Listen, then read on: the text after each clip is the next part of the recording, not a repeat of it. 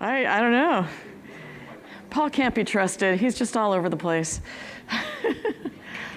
Hi, everybody. Maybe she'll just do it. Do we need words from our moderator here? Yes. We don't?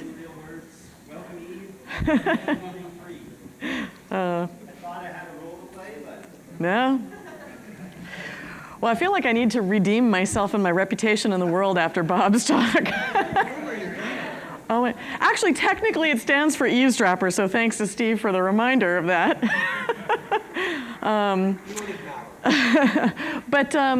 So, Paul asked me to speak today about, identity relationship management in the Internet of Things, but actually it'll drive towards a goal here, which will end up being quite a lot about user-managed access. And I know that Patrick spoke on the first day about this, and I wasn't here to hear it live, but I followed the sort of debate on Twitter about this.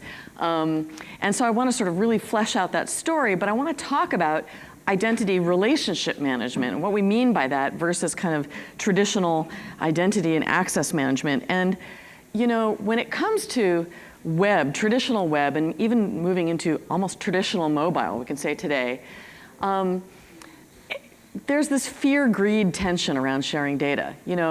I think that Andre, as much as admitted that the app for this conference has a little bit of a challenge when it comes to asking for lots of data, but a colleague shared with me what SlideShare wants to know about you when it wants you to log in through LinkedIn, connect it to LinkedIn. So that's a web and maybe mobile example of all of the many, many, many things that a third-party app ends up knowing about you if you just want to use it, essentially. So that's a web example of that tension in a fear sense. It's like, God, do I really want it to know that much? But that tension is just going to increase, and we saw it with Samsung Smart TV, where it has text-to-speech capabilities. When you tell it you want to change the channel, well, how does it do that? Well, it works with a partner to do text-to-speech, and it's listening to you. Well, how does it do that other than listen to you?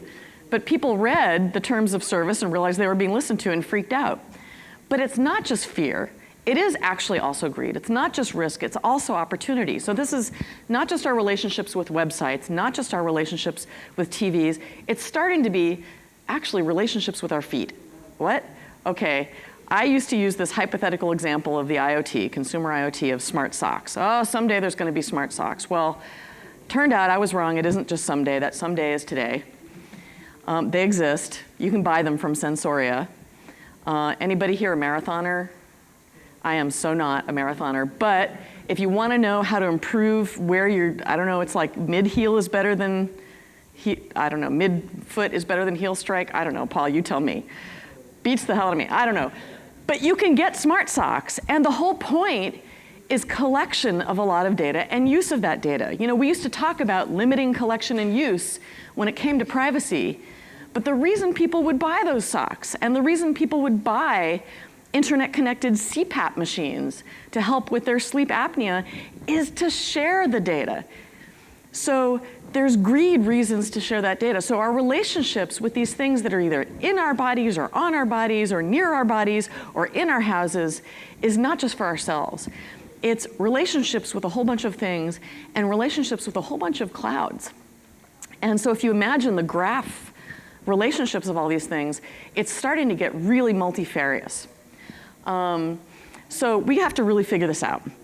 Now, we've been saying for a long time in certain circles that privacy isn't secrecy. And my little sort of shorthand for that is, yes, if you have that uncomfortable wart in an embarrassing place, you have to tell the doctor where it is. Otherwise, you can't get service.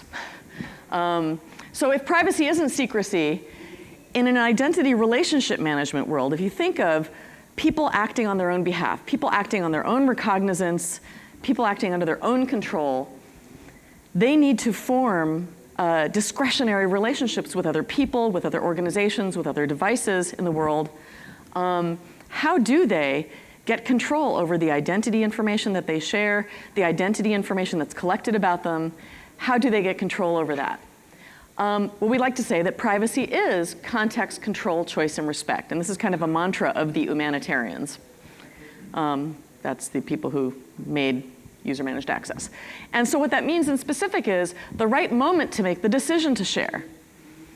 None of this, opt-in checkbox that you have to click. Control, the ability to share just the right amount. The true ability to say no and to change your mind. And respect, which is just, respect. So some elements is like, okay, sharing, but also some sort of notion of a global view, a dashboard view of what you've done, what you're gonna do, some central means of control. So what are the tools that we have to do this when we think of consent tools? Other than the opt-in, opt-out, yes, you have a cookie on your machine. I just laugh now when I think about EU cookie directive stuff. How many millions of euros and pounds and dollars have been spent on that? I'm trying to figure out what material improvement to my privacy it's really made. Zippo, thank you. It'd be funny. I don't know. There's this line in the old movie The Fly that I like to use. It would be funny if life weren't so sacred. So one tool that we have that's kind of interesting is OAuth. We all love OAuth, don't we? But we just saw its use probably in SlideShare there. Yes, it's a standards that helps us apply it to app ecosystems. It's nominally scopable, limited disclosure, but because of that opt-in at runtime thing, it oftentimes is limited in what we get to say about what is shared. It's point to point, so you have to go to each authorization server to go revoke a token. And it's single party, it's all about me and the apps that I use. There's another tool, that share button that you find in things like Google Docs. You also find analogs to share buttons when you look at things like TripIt, when you look at things like Flickr. You can actually share with other people, other parties. But the way that those are implemented, you look at things like personal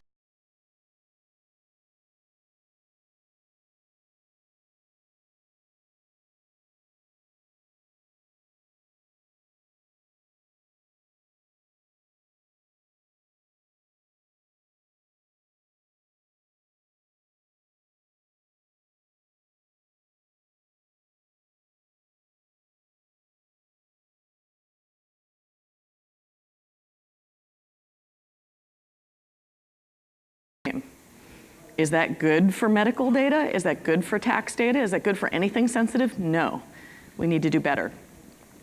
So it's no longer very new, but of course I'm contractually obligated to have a Venn diagram in any presentation that I do. The new Venn of access control and consent looks like technologies that largely we have lying around the house already in our organizations. OAuth 2, it specializes in security of APIs with a person in the mix. OpenID Connect. I mean, we now have this awesome conformance program, the self-certification conformance program that OpenID Foundation has done for portable identity built on OAuth. And the new element in the mix is user-managed access, which uses the other two, and it has an individual-centric view. So that enables a privacy purpose applying those other two technologies in large part. So I wanted to share with you some real-life use cases that I've been discovering around UMA. And I've spent the last, 6 months, I spent the last 3 months pretty much 75% on the road talking to, customers and partners and folks about the use cases where this can apply. Some of the use cases are what I would call very wide ecosystem, where you're crossing a lot of security domains and a lot of partners and a lot of just organizations in the world, and some of them are actually narrow ecosystem. And what I mean by narrow ecosystem is the analog would be kind of like internal identity federation, where it's a single company operating all the applications, but maybe they have multiple web properties or something like that. So I just wanted to sort of make that distinction, but I wanted to share some IoT use cases with you and some traditional use cases with you that people have brought to me. I'll start with the non-IoT use cases. The upper left guy represents doing the books, financial use cases. Imagine that you've got somebody who is just an employee of a company and they have tax data that is presented to them in some kind of portal like their last year's earnings. In the US, you'd get a W-2 form for that.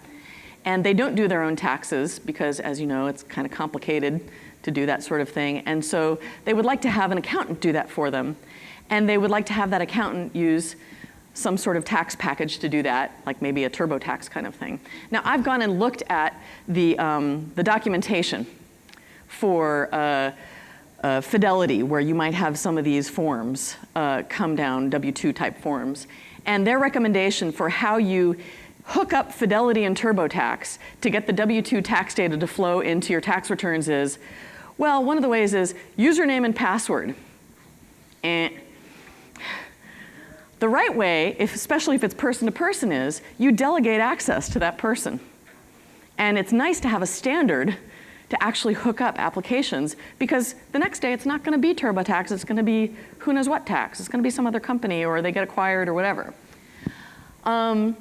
Another use case would be small business. If you want to delegate access to a contract bookkeeper, some of your books, not all of your books.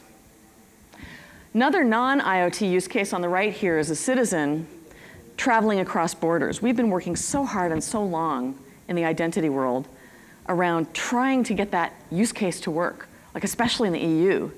But a lot of times, a person traveling across borders doesn't just have a login in the places they're going to, or they're not awake because they're passed out in an emergency room. This is the break glass scenario we often talk about. So one of the things that's handy to do is to be able to delegate access to somebody else under certain circumstances to get access to important facts about you. Now, I want to talk next about the Internet of Things use cases, where we've got devices, we've got hardware in the mix. I'm going to save that middle top one for last because I have a little bit of a demonstration for you. But this heart beat here on the bottom right, if you're not aware, there's this wonderful group called Health Relationship Trust going on in OpenID Connect, OpenID Foundation. And Health Relationship Trust, we shorten to HEART. And this is a group where several of us in the room, so Justin, and is Debbie here? Justin Richer and Debbie Bucci and I and some others are working on, so Debbie and I are chairs and Justin is editing. What we're doing is we're largely profiling that Venn that I just showed you of technologies to get them to work in a patient-centric, RESTful health data sharing context. And so think not just health IT, but also consumer health products. So there's a demonstration that I go around doing. It's a live demo of some open source software that my company produces. You can go see that online on Vimeo if you want to. But that's stuff that like is getting to be reality. It's totally not made up. It's things you can start to do soon. Airbnb, that logo is there because I love this example. So I counted, and I have 31 light bulbs in my house. Currently, they're dumb light bulbs. They don't do anything special. You hit a switch on the wall, and they go on. You hit a switch, and they go off. But if they were to be smart light bulbs that you could control the color of, and you could control going on and off, they have an API. And currently, they wouldn't be very well secured. But if I had 31 light bulbs, you can bet that they'd be made by several manufacturers, because I'd be trying them out, and there's going to be ones that get better, and I'd be going to Lowe's or Home Depot and buying new ones as one fails. And then I'd buy smart kitchen appliances, and then I'd be buying some other kitchen appliances, and I'd be playing around with them. And then I would want to go on a trip like I just did for 2 weeks, and I'd want to rent out my place on Airbnb.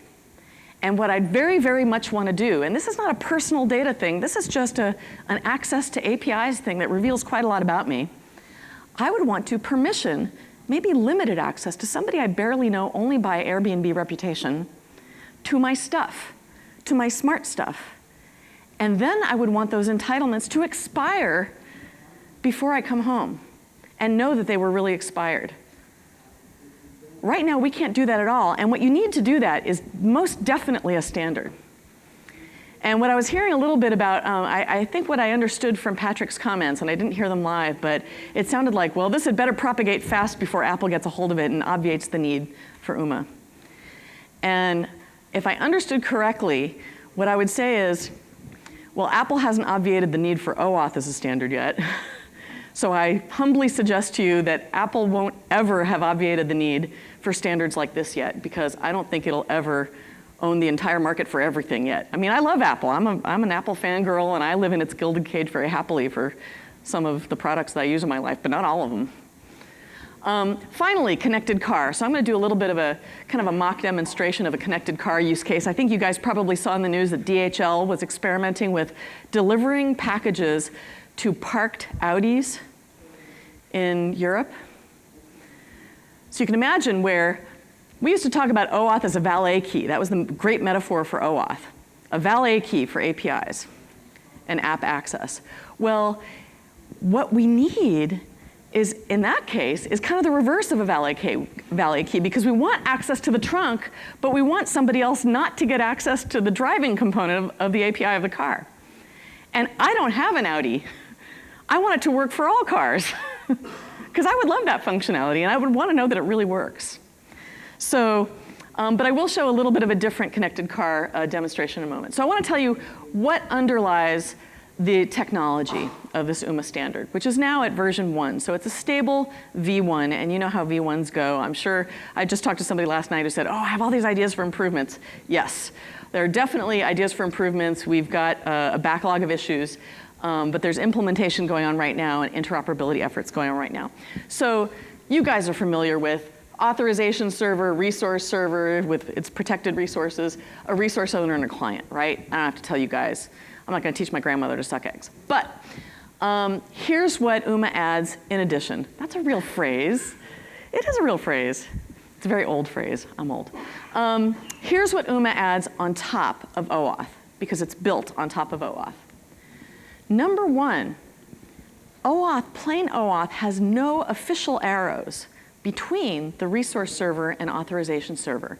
So in effect, you can assume, to a first approximation, that they're run by in the same security domain.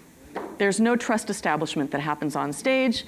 They just communicate proprietarily. UMA defines an API at the authorization server through which the resource server, the UMA resource server, can communicate with it as an OAuth client, because it's a protected API. And that allows a whole bunch of things to unroll. Number one, trust establishment happens on stage. Number two, it means that the authorization server becomes a centralizable component that allows for an application to serve as a digital footprint dashboard for Alice, the resource owner. Narrow ecosystem or wide ecosystem, depending. Next thing, we have formally defined a component called a requesting party.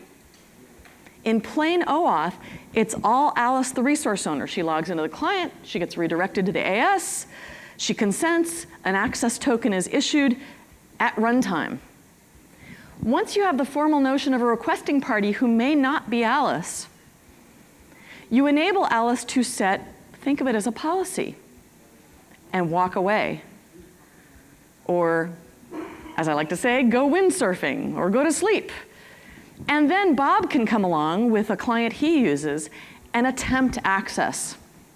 Or Alice may have just sort of not set any policy and the system says, by default, I don't let anybody in. And she can consider an access approval after the fact. That's an amazing thing. We call that an asynchronous authorization grant. And so by extension, we think of plain OAuth as doing synchronous authorization grants. It's actually much more of a web access management type of flow. And then finally, that requesting party token there, that's the main access token of UMA. We gave it a name because there's some other tokens around. Authorization data is added to this token if trust in the requesting party is successfully elevated, either through some kind of step-up authentication or through a process of claims gathering. So generically, you can think of trust elevation now as this wonderful opportunity to gather whatever claims are dictated by policy. Last night it occurred to me that Kim Cameron is finally becoming right about claims being the central way that we do this stuff. I know, right? So let's see it in action. I don't know why that's so dim. Let's see it in action with a connected car scenario. So let's hope this works here. I'm going to try and make it real big. So the scenario is that Alice has an IDP called uProtect, actually provided by her old alma mater, Unseen University. It was pointed out to me that Unseen University did not admit women, so I've got a flaw in my demo. This is a wireframe simulating a live demo that I actually do have running with real code, so this is just a wireframe, just a front end, unconnected to a back end, but based on real stuff. But it's a very, very nice IDP because it has two-factor authentication, which we like. Let's say it belongs to InComm and Silver. And it has a new feature. It's enabled to provide an UMA authorization server. That is to say, a centralized sharing dashboard for any application out there that's willing to hook up to it as an UMA resource server. And she checks out the resources tab, but she discovers, well, she hasn't actually hooked up any applications to it yet. But she is a driver of a connected car. And she is about to experience the opportunity to connect up a service to this uProtect dashboard. So she's got a connected car that uses the DriveSafe cloud. And she wants to register at the DriveSafe cloud, and it has an option to register rather than the onerous process that we're all familiar with of filling in forms. She can sign in with uProtect and actually register through uProtect. And so she goes through that process. And what we've actually done with this in our real back end is OpenID Connect with claims and extension claims. And so you see that there's two bullets here. Identity attributes can be shared, including email address and so on. And central protection of your web resources. That is what sews together the resource server and the authorization server. And she says, well, we didn't have to conflate these two sets of scopes being done at the same time, but she's going to say yes. Submit registration. So now that she's got an account here, she has an auto record and she has the opportunity to share her gas mileage. She has a gas mileage record and there's a share button. Now the share button is offered by her resource server, but the gas mileage resource is not actually protected by DriveSafe. Now that it's registered, it's protected by uProtect. So she has the opportunity to do a sharing preference right here, and she can say, if you insist on knowing, insist. So if her husband Bob really wants to know what her gas mileage is, she can do that. And if she wants to check out, her sharing situation, she can do that. Now, she's bought an independent, an aftermarket piece of equipment, which is a vehicle heater. That's an IoT device. In our healthcare version of this, with the real code, it's actually an implantable cardiac defibrillator. Now, an independent vehicle heater is the kind of thing where it's got a PKI key pair inside the vehicle heater that's got to be paired with the cloud service. So she's got to put in the serial number to pair that with the service. So that is triangulating the relationship between her, the device. So the device has an independent identity. She's herself. And then there's the account that she has on this service. So she's now just made that triangulation. And in fact, an OAuth token will get generated so that the device can report up to the right account. And that's all well and good. So she now has the data reported into the correct account for her, but she may still want to further develop another relationship and share that data with somebody else. And to do that, she's really going to want to leverage the UMA standard. So that's where that share button comes in again. Now, she hasn't yet connected up all for your car with an UMA authorization server, so she takes the opportunity to do that now. And once she does that, and here she consents again to the connection, that's basically that protection API token. She can share it with her DriveSafe mechanic and say, well, the default is view and import for this resource, but I'm going to say, no, I don't want to let you import it. I only want to let you view. So what she's doing is proactively saying, here are the scopes that I want you to have. And now Hans, the mechanic, can log into DriveSafe as him, not as her, and he sees the device data has been shared. Now, he gets a one-time or infrequent offer to say, look, you're going to have to reveal something about yourself. You're using a smart client that's willing to push data about you to this authorization server before you can get to a blocked resource. If you're willing to have this smart client push data about you, then accept. Now that is an OAuth token protecting his client, his UMA client. And if he says yes, then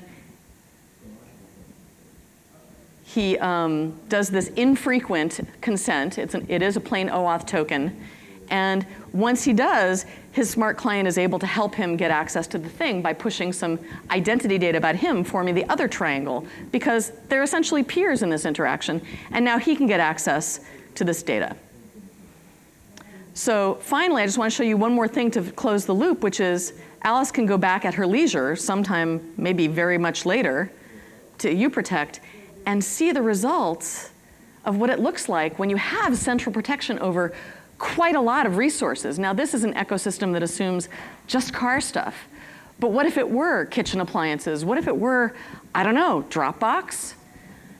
It could be a lot of things. You can imagine what happens when you drill down into, well, who did I share my gas mileage with? Well, in this case, it was with Bob Smith, and I actually want to remediate that and maybe unshare with him, because that makes me uncomfortable. I don't want my husband knowing my gas mileage anymore.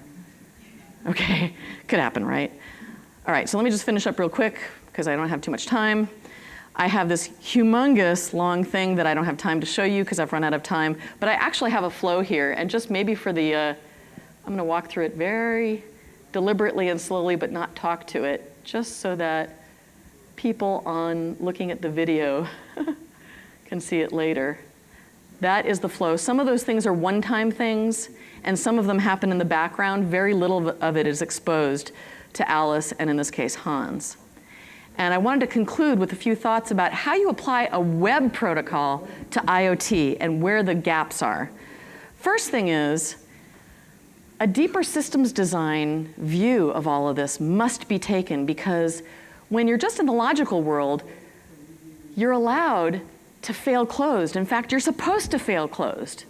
But in the physical world, you have to think about what happens if, does the car stop working on the road if you've permissioned to somebody to drive it? Well, it can't, really. I mean, unless you want to be liable for them crashing. So that's kind of a new thing versus traditional access management. And then the second thing is that authentication and all these linkages, these relationships, they have new constraints, but they also have new options. So I wanted to talk briefly about that. Usually, the constrained entity, if there is one, is usually the resource server. That's what we've learned doing work at the IETF ACE group, which is authentication and authorization for constrained environments.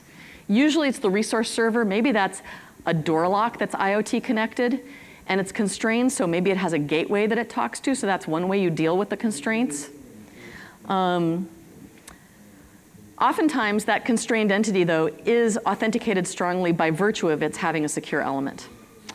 And then finally, if a connection isn't available at access attempt time, so Alice can be offline at access attempt time when the client comes by, but the resource server, by default in UMA, we set it up so that the resource server has to make a runtime call. If it can't because it's out of range or it doesn't have connectivity or it's too weak or something, we've talked about a number of ways in which you could have basically a kind of disconnected token introspection mechanism, and there's lots of ways to profile for that. So that's where the conversation is now about UMA. So with that, I'm just about almost out of time, and I might have time for one or two questions, so I want to thank you. Question here.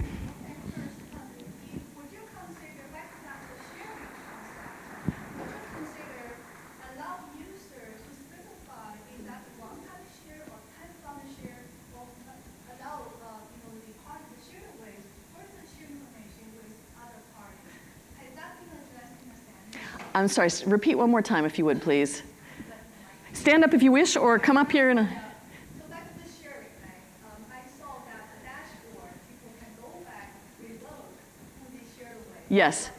Yes. The question is, would you also allow users to specify this sharing is only one time, or this sharing is time bound? Absolutely, yes. One of the things I didn't show is the capacity to limit the time of sharing, or it gets tricky, I will say, with HTTP GET, but there are ways to do sort of one-time sharing. But absolutely, those are all possibilities, and I would say it's up to the value-add application that implements the dashboard functionality. The sky is the limit, absolutely. And you can also further share. You can share bundles of things. Those are all possibilities, and in my live demo, I show how you can share out from the authorization server.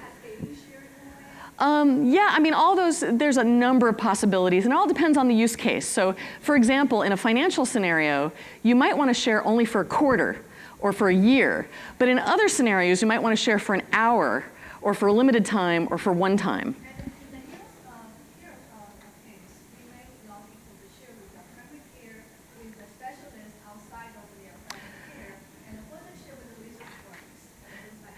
So you're talking about, so you're asking about sharing with primary care and with research firms, maybe not for marketing, I think is where you're going. So that would be a purpose of use, and in the healthcare context, in the heart group, that comes into play where you want to maybe constrain the purpose of use of sharing, and that's not a technological thing per se, but there are a couple of different ways that you can indicate your desire for the constraint on purpose of use. One way is to ask for a claim, to say, a promissory claim, to say, I would like you to tell me that you agree with my constraints, kind of like Creative Commons. And there are other ways as well. Yeah. Thank you very much, and I'll turn things over to Paul.